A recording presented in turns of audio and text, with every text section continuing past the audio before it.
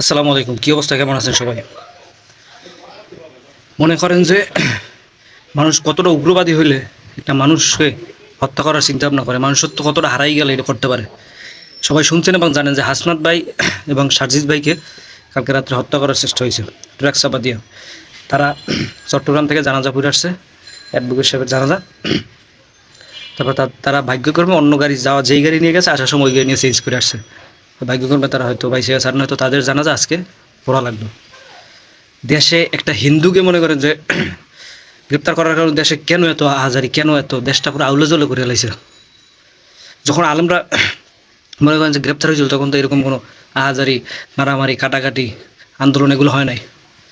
ঠিক আছে, মানুষের চিন্তা ভাবনা একটা মানুষ মনে করেন যে মানুষের এখন বর্তমানে এটাই বোঝা যায় মানুষের কোনো মূল্য নাই, নাহলে তারা কেন করবে। অনেকে বলতে আছে এটা ভুয়া, তো এইটা সেটা না, এটা 100% সত্য। কারণ ট্রাক ওনাকে জিজ্ঞেস করা হয়েছে এবং প্রমাণ করা হয়েছে, তার কথাবার্তার কোনো মিল নেই, তার কথার কোনো মিল নেই। সে বলতেছে আপনারা কি অ্যারেস্ট করবেন, আমাকে করেন অ্যারেস্ট, আমাকে কি মাইরে হেলাবেন, মাইরে হেলান।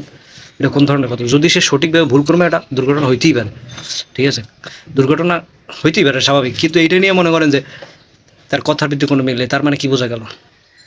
এটা অবশ্যই মনে করেন যে চুক্তিবদ্ধ করা, এটা অবশ্যই মনে করেন নাটক সাজানো হয়েছে তাদেরকে মারার জন্য। কারণ সারজিৎ ভাই যে বক্তব্য দিছে কালকে, এটা ইন্ডিয়ার মানুষ দেখে এবং আওয়ামী লীগের লোকে দেখে এটাকে মনে করেন যে এক ধরনের তাদেরকে মারার চেষ্টা করা হয়েছে।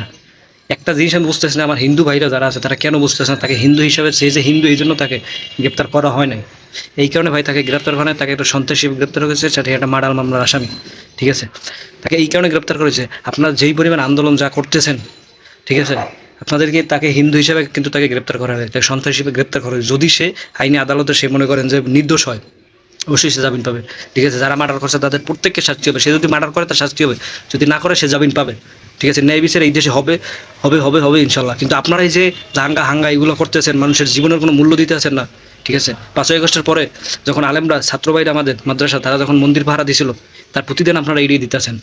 এটাই বোঝা গেল যে যদি আপনি একজনকে উপকার করেন, তাহলে আপনার হিসাব করতে হবে যে কঞ্চি সহ বাস ধরে দাঁড়াই থাকতে হবে যে এইটা আমার পাশায় কখন ঢুকবে। এটা আমি বহুত শূন্য হয়েছি, কিন্তু এখন প্রমাণলি ধাপে ধাপে দেখতেছি যে এইটাই বাস্তব, যে যদি কারো আপনি উপকার করেন তাহলে আপনাকে একটা বাস নিয়ে দাঁড়াই থাকতে হবে, কারণ সেও আপনাকে বাসটা দিবে, কষ্ট করে তার আনার দরকার নাই, আপনারটাই আমার আপনার পিছন দিয়ে ঢুকিয়ে দেবে। দেশের অবস্থা সেইটা। ঠিক আছে ভাই, মনে করেন যে দুইটা মানুষের জীবনের কোনো দাম নাই, তারা সামনে এসে কথা বলছে, এই জন্য কোনো দাম নাই, তাদেরকে মারার চেষ্টা হয়েছে, কেন হয়েছে এটা?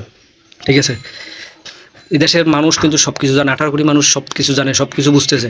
আপনার যে উগ্রবাদী সৃষ্টি করতেছে সব ইন্ডিয়ার দালালি। ঠিক আছে, ইন্ডিয়ার দালালি। আমরা সঠিক পথে আছি, যদি ইন্ডিয়া আমাদের সহমত থাকতো তাহলে আমরা ভুল পথে থাকতাম। যেহেতু আমরা সঠিক পথে আছি, ইন্ডিয়ার এটা সহ্য হইতেছে না, এই জন্য তারা উস্কানি দিয়া যেভাবে হোক, ঠিক আছে, এই দেশকে একটা মনে করেন যে দুর্নীতি সৃষ্টি করার চেষ্টা করতেছে। আপনারা শান্ত হন, থাকেন, শান্তভাবে এগুলো করেন না দয়া করে। মানুষের কি কোনো মূল্য নাই, তাদেরকে হত্যা করার চেষ্টা করেছে। আর সাজিদ ভাই এবং হাসরাত ভাইকে মনে করেন যে অবশ্যই এখন থেকে তাদেরকে মনে করেন যে গার্ড রাখা উচিত, সেফলি চলা উচিত, এবং তাদের গাড়ি গার্ড টার এগুলো রাখা উচিত, এটা আমরা মনে করি, কারণ তাদের জীবনের দাম আছে।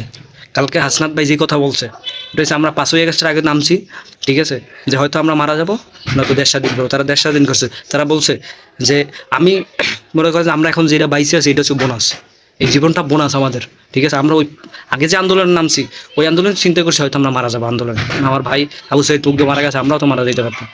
তো হাসনাত ভাই বলছে এরকম হাসনাত আমি যদি মারা যাই, সারজিৎ যদি মারা যায়, কিছু হবে না, আমরা দুইজন মারা যাবো, এই দেশে আরও হাসনাত জন্ম হবে, আরও সারজিৎ জন্ম হবে। তো আপনারা এটাকে উগ্রবাদী হিসাবে নিয়েন না।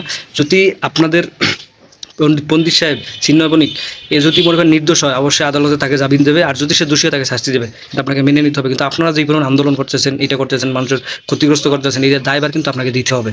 ঠিক আছে, এইটার দায়ভার আপনাকে দিতে হবে। আপনাদেরকে উস্কানি দিতে আছে, আপনাদের উস্কানি দিয়ে এগুলো করাইতেছে, আপনারা এগুলো থেকে বিরত থাকেন, নাহলে কিন্তু দেশে আরও ভয়াবহ সৃষ্টি অবস্থা হবে। যদি সে ভুল না করে, ঠিক আছে, যদি প্রমাণ হয়, তাহলে তাকে অবশ্যই ছেড়ে দেওয়া হবে। তো দয়া করে এগুলো করেন না, যার যে হাসনাত ভাই এবং সাজিদ ভাইকে যে মারার চেষ্টা হয়েছে, এইটা থেকে দয়া করে এইটারও সুস্থ বিচার চাই আমরা। দেশে কেন তাদের উপর হামলা হলো, কী কারণে হলো, তারা সত্য কথা বলছে এই কারণে, কেন হইবে এটা, কেন আমরা আমাদের উপদেষ্টাকে বলতে চাই যে তাদের আওতায় নিয়ে যারা এইগুলো করার চেষ্টা করছে এবং সামনে আরও করবে, এগুলো খোঁজ নিয়ে তাদেরকে আইনের আওতায় নিয়ে তাদেরকে শাস্তি দেওয়া হোক। ঠিক আছে, দেশটা মগের মূল্যক না, এটা একটা স্বাধীন দেশ, এই দেশের মানুষ স্বাধীনভাবে বসবাস করবে। এই দেশের মানুষকে কেন হয়রানি হইতে হবে, কেন এই দেশের মানুষকে প্রত্যেকে সবসময় ভয় থাকতে হবে কী হইলো না হইলো, মানুষ এখন বর্তমানে আতঙ্কে আছে দেশ নিয়ে, কেন এটা হইবে? এই দেশটা আমরা সবাই মিলে, আপনারাও এই দেশের নাগরিক, হিন্দু ভাই যারা আছেন আপনারাও এই দেশের নাগরিক, আমরাও এই দেশের নাগরিক। ঠিক আছে, তো আমরা মিলেমিশে থাকি। আপনারা যে কাজটা করতেছেন এগুলো অতিরিক্ত হয়ে যেতেছে, এগুলো বাদ দেন, এগুলো করেন না। এগুলো কিন্তু আপনাদের উস্কানি দিয়ে, পিছন থেকে উস্কানি দিয়ে করাইতেছে, সবাই সব কিছু জানে। আপনারা এইগুলো থেকে বিরত থাকেন দয়া করে। ঠিক আছে, নাহলে কিন্তু এর ভয়াবহ পরিস্থিতি দাঁড়াবে। আপনারা জানেন এই দেশের মানুষ জীবন দিতে ভয় পায় না। ঠিক আছে, যদি মনে করেন এই দেশের 18 কোটি মানুষের আবার নামা লাগে, ঠিক আছে, তাহলে কিন্তু তারা জীবন দিতে ভয় পাবে না। ঠিক আছে, এক পুলিশ বলছিল, আপনারা শুনছেন যে একজনকে মারি 10 জন সামনে আয়। ঠিক আছে, তো এরকম কিন্তু আবার এরকম পরিস্থিতি আপনার সৃষ্টি করেন, আপনারা জানেন এবং দেখছেন, আমার বুঝছে যে এই দেশের মানুষের, এই মুসলমানদের মরার কোনো ভয় নাই, তারা মৃত্যু নিয়ে কোনো দ্বিধাবোধ করে না, তারা মরার ভয় করে না। তো সেরকম যদি আপনারা চান পরিস্থিতি, তাহলে কিন্তু হবে। এটা যদি না চান তাহলে আপনারা এটা থেকে বের হয়ে আসেন এবং কি দেশটাকে স্বাভাবিক করার চেষ্টা করেন। ঠিক আছে, যদি সে দোষী থাকে তো হিন্দু হিসেবে গ্রেপ্তার করেন, তাকে একজন মামলা খুনি হিসেবে গ্রেপ্তার করে, সন্ত্রাস হিসেবে গ্রেপ্তার হয়েছে। যদি সেইটা না করে, ঠিক আছে, তাহলে সে শাস্তি পাবে না। যদি করে তাহলে শাস্তি দিতে হবে, বাধ্যতামূলক দিতে হবে। ভালো থাকেন, সুস্থ থাকেন, এসব দাঙ্গা হাঙ্গা বন্ধ করেন, না দেশে কিন্তু আবার একটা মনে করেন যে আবার মাঠে নামতে হবে। এই দেশের মানুষকে প্রস্তুত থাকেন সবাই।